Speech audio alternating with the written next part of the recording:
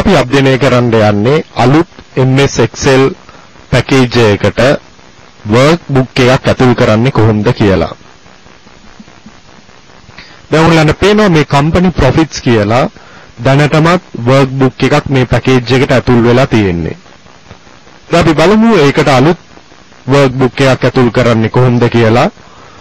menu bar එකෙන් file click කරන්න ඕන. ඊට පස්සේ ඔයගලන්ට පේනවා මේ new කියලා option එකක් තියෙනවා.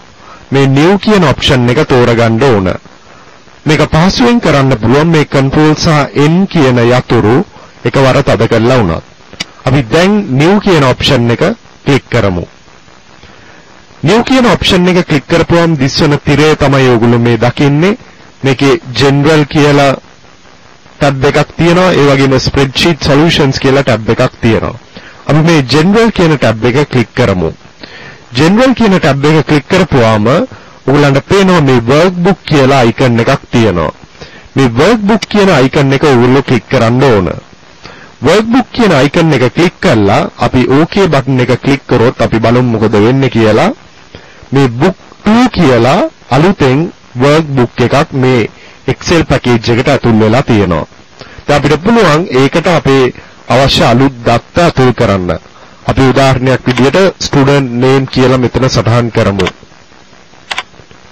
ඊට පස්සේ ඔයගලන්ට පුළුවන් මෙතන සටහන් කරන්න marks කියලා. student name තන අපි කමල් කියලා සටහන් කරමු. marks අපි සටහන් කරමු 56යි කියලා. අපි මෙතන ගායනී කියලා සටහන් කරමු. එතන අපි 85යි කියලා සටහන් කරමු. දැන් ඔයගලන්ට පේනවා මේ book 2 කියන එකට නැත්තම් අලුතෙන් ඇතුල් කරගත්ත workbook එකට අපි දත්ත ඇතුල් කරා.